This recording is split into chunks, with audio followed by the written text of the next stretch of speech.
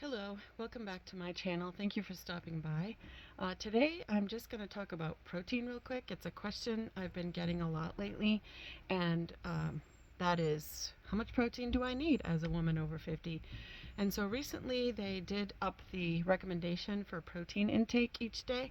Last year the updated dietary guidelines came out, which I don't really adhere to, although they did make some improvements, but they still have a ways to go. But like I said, they did make some improvements, so step in the right direction.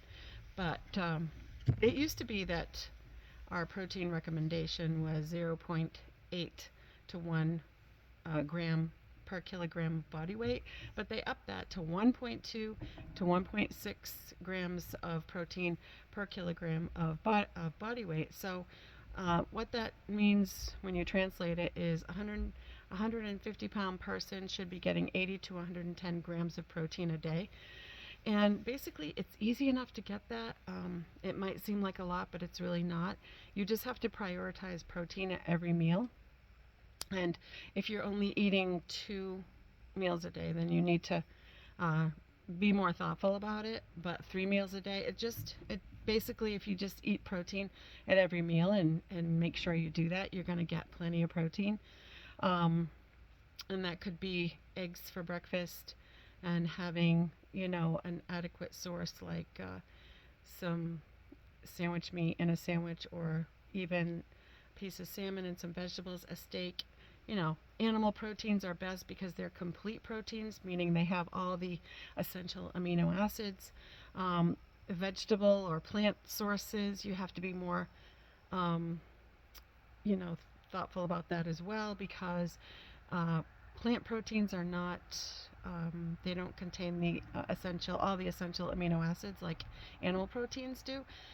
And so that just means you have to mix and match, like rice and beans. I think together they have all the essential amino acids. And so you have to do a little research with that. And most people that eat a plant based diet are aware of that. So keep that in mind. Animal based are always going to be more efficient and utilized by the body a little better as well. But why is protein important? Well, as we get older, I think I've mentioned it before. After we turn 30, we start losing muscle mass, and muscle is our what they call the longevity organ, and we want to keep as much of our muscle mass as possible. It's what helps us stay agile and strong and maintain our balance, and really all those things that tend to decline as we get older. So maintaining our muscle is really important. Perhaps doing a light weight training, light exercise that work your muscles. It doesn't have to be anything terribly strenuous, and honestly, a couple times a week will do the trick. You can look up all kinds of different programs out there. You can find one that works for you, and just keep it in mind. It's important for good health, and who doesn't want to age gracefully and feeling good, when you get ready to retire and your schedule frees up a little bit. You want to not be tied up with doctor's appointments and just not feeling well. So these are just some things to keep in mind. I have some handouts and some info guides on at my Etsy store. You can download, and I'll put the link below if you're interested in that kind of thing.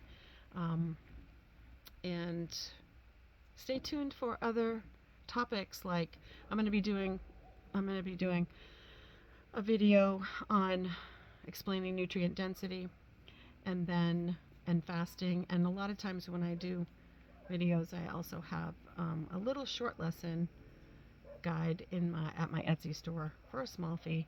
But you can find out here on my channel too.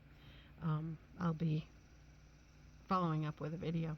Anyway, thank you for stopping by.